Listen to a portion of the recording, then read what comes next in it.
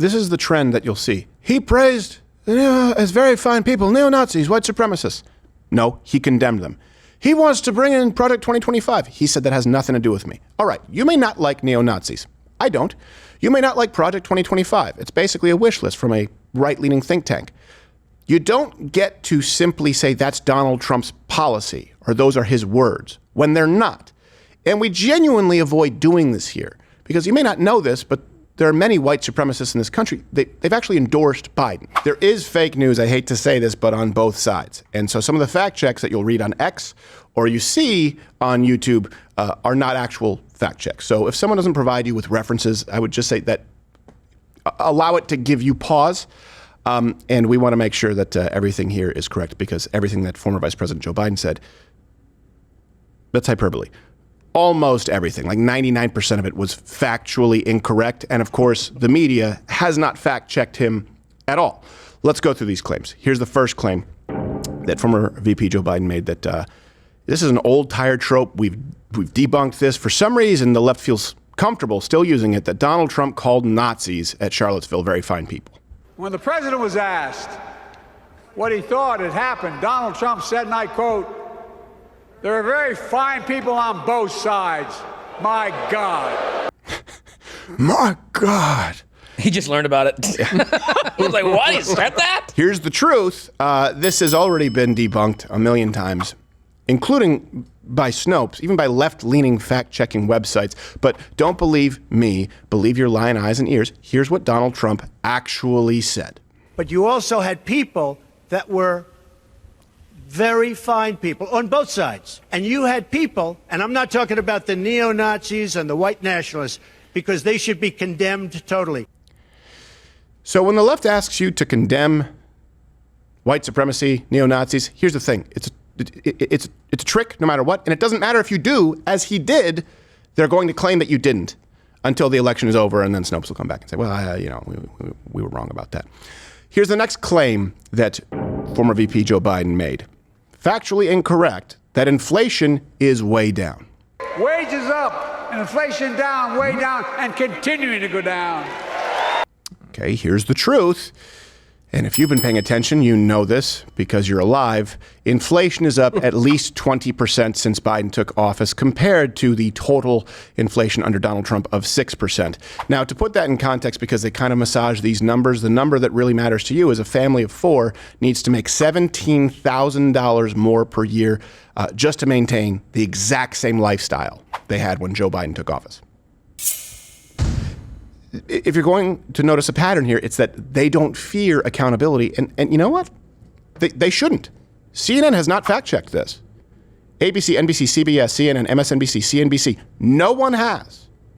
But they'll fact-check Donald Trump if he says 1994 when he meant 1993.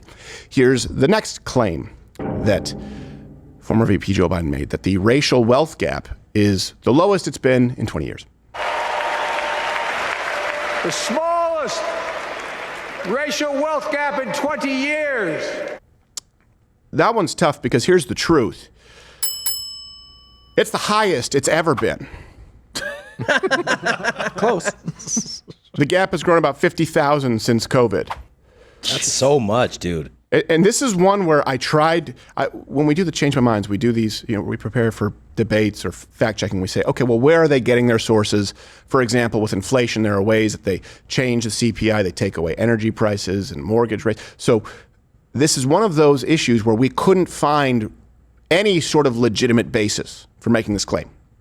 There isn't. There's no leg to stand on. It is not kind of lower, not year to year. It's the highest it's ever been. 50,000 is how the gap has expanded since COVID.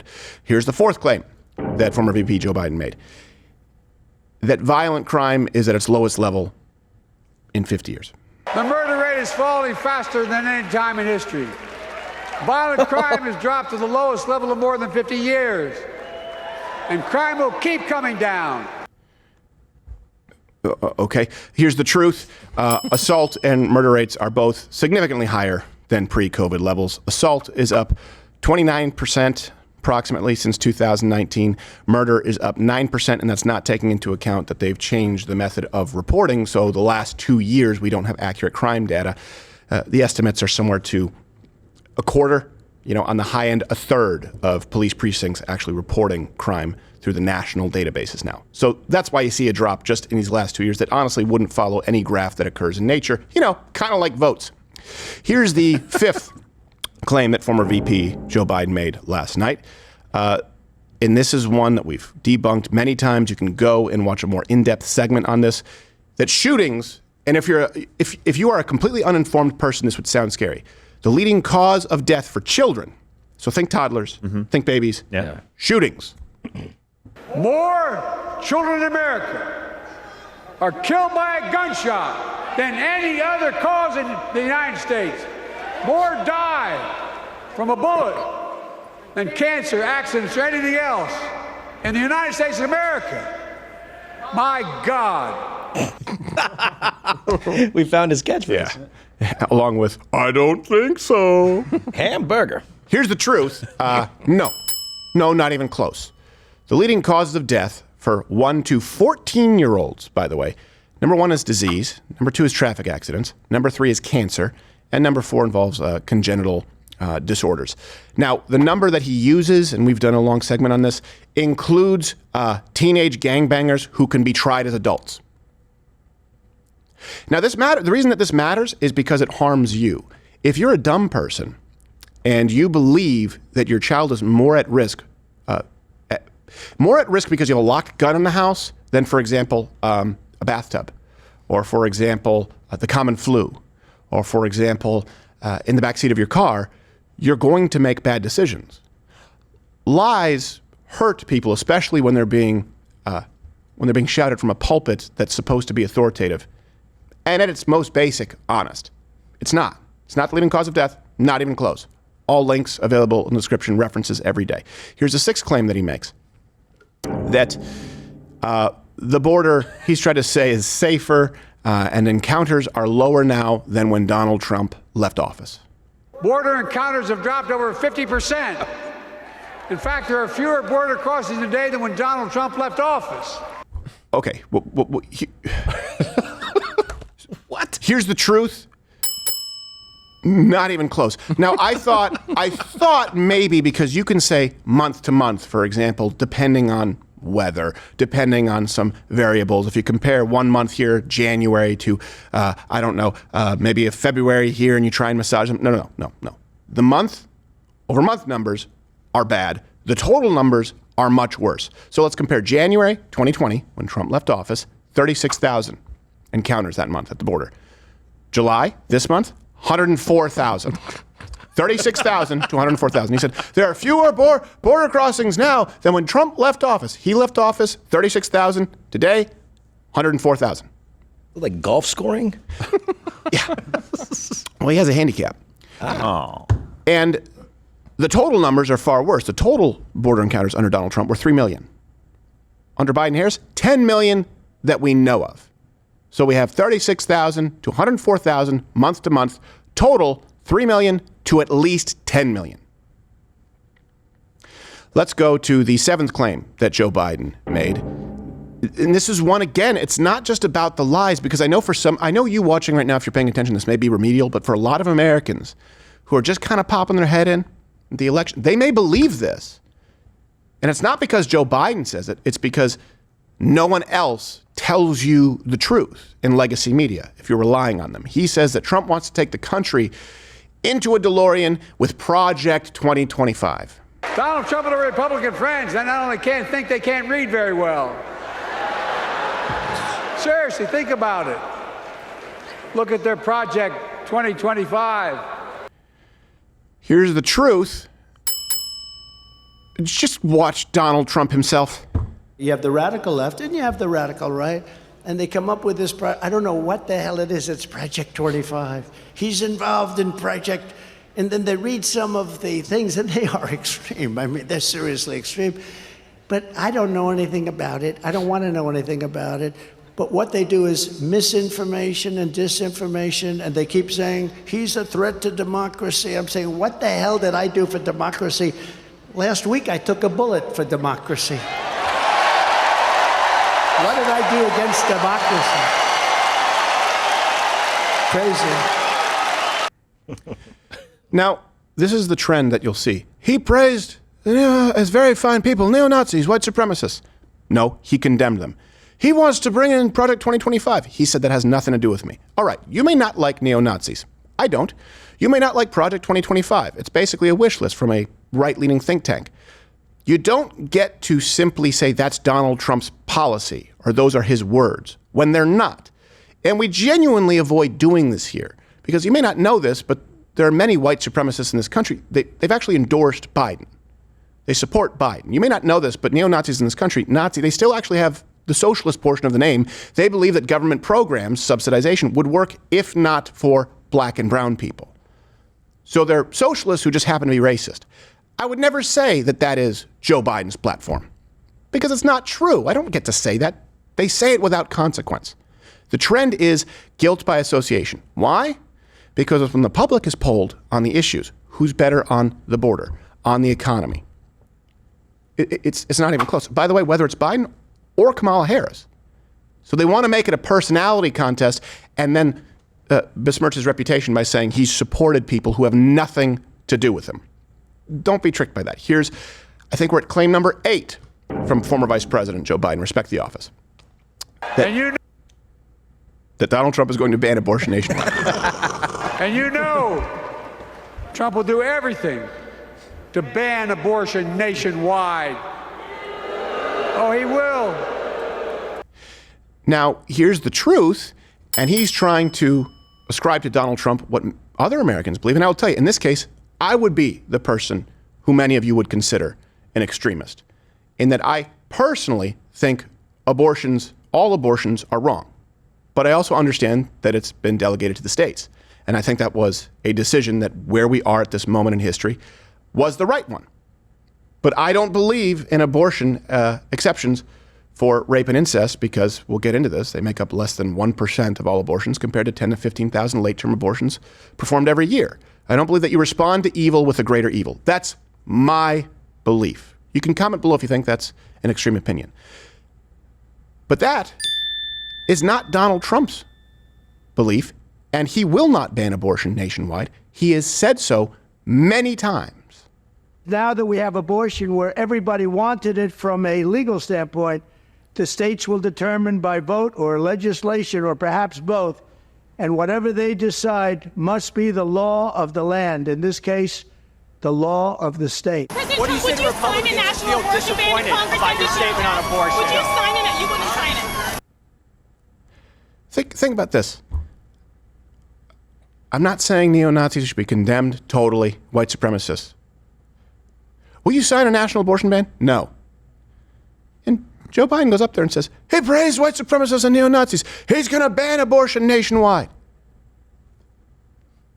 At what point do you say, okay, these people are not only liars, but because the platform is a platform of lies, the convention is a convention of lies, not half-truths, not some misspeaking, outright lies. It's evil. Again, you may think I'm an extremist. That's my opinion. I believe that the Democratic national platform in the year 2024 is evil. I believe they're committing acts of evil on a grand scale. I think we're allowed to use that rhetoric now because they said that Donald Trump was a Nazi, as well as yours truly. Here's the 9th claim that Joe Biden made. Again, Donald Trump said there was going to be a bloodbath, meaning violence, if he is not elected. He's promising a bloodbath if he loses, in his words. And that he'll be a dictator on day one, in his own words. My God. No, he forgot his catchphrase. Here's the truth. And you've seen this if you've been paying attention, but unfortunately, a lot of Americans have not. President Trump was specifically referring to the American auto manufacturing industry in context and made it clear. Those big monster car manufacturing plants that you're building in Mexico right now, and you think you're going to get that, you're going to not hire Americans, and you're going to sell the cars to us. No, we're going to put a 100% tariff on every single car that comes across the line, and you're not going to be able to sell those cars. If I get elected, now if I don't get elected, it's going to be a bloodbath for the whole That's going to be the least of it. It's going to be a bloodbath for the country. That'll be the least of it. I guess the question today is, do you believe that Joe Biden, and by default, of course, by proxy, Kamala Harris, are they lying or stupid? There is no door number 3. Let's round this out with a nice number 10. Here's the 10th claim that former Vice President Joe Biden made. He got 81 million votes. And a broad coalition of Americans joined with me. 81 million voters voted for us. More than any time in all of history. So angry about it. The truth? No. No, he did not. Now, of course, with YouTube, I don't know if we have to. I don't think we're allowed to question election results on YouTube now. Yeah, you can go and watch some of our in-depth pieces on the election because there are so many factors at play that don't just prove that is not the case. He did not get 81 million votes. But if you want to chalk that up to my opinion, okay, go and watch the in-depth videos on that, including where we went to voters' addresses that didn't exist with people who never lived there. And, you can comment below. I'm open to hearing you make the case that that man is the most popular man in the history of the world. Wouldn't that make him the Antichrist? Well, that's a story for another time. That's a valid point. Yeah, well, all right. That's a valid point. A lot of people thought that about Caligula. No, they didn't. Historically. not really. A little too soon. He had weird feet, though. This, of course, is one of Biden's last public performances. Thankfully. And actually, we have a sneak peek. The movie rights have been purchased, and a movie regarding his life story is in the works. He sexually molested me the whole time I was growing up. She's on drugs again. No, I'm not. And I'm not your special girl, you sick bastard. Well, I tell you what, Jeez. They sucked me in. I wonder what that's about. The curiosity gap is there. Yeah, I'm like, I'll go watch here? it. I want to see more. And I tell you what, I know none of us want to see more of this DNC in Chicago, but we have to, and we will watch it so that you do not have to watch this alone. This Wednesday and Thursday, mega live streams, 9 p.m. Eastern. We are going to be here live fact-checking both Tim Walz, Kamala Harris, as well as the media.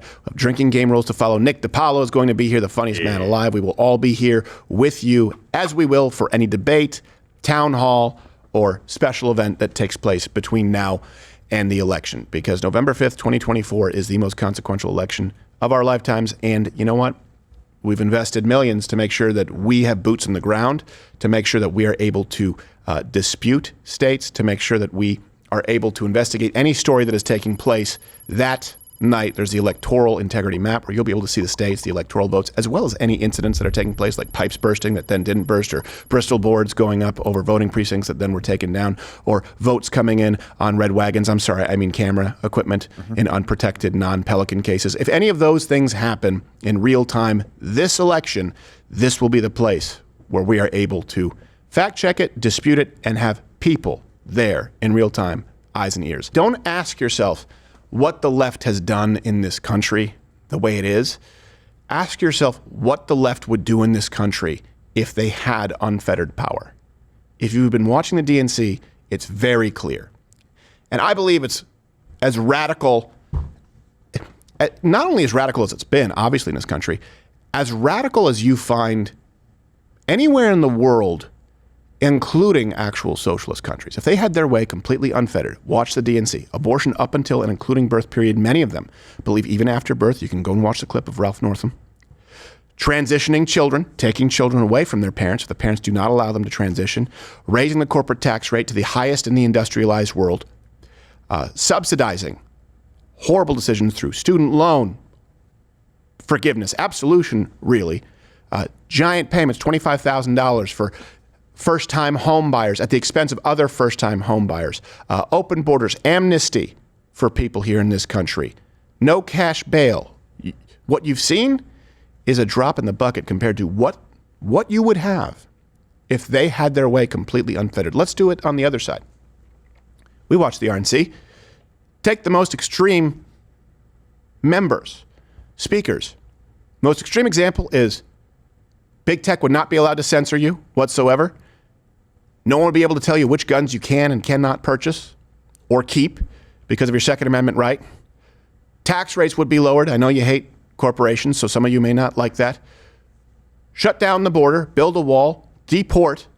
Well, the biggest deportation program in history as far as people who are here. Start with the criminals and allow abortion to go to the states. Oh, and by the way, you don't get to transition children. That's the extreme right versus the extreme left. We're constantly told both sides have gone to the extremes. Donald Trump wants to lower the corporate tax rate from 21% to 20%. I mean, Extremist. okay, Pol Pot. Which side is more extreme? Watch the DNC. Compare it to the RNC. They want you to think that J.D. Vance is weird.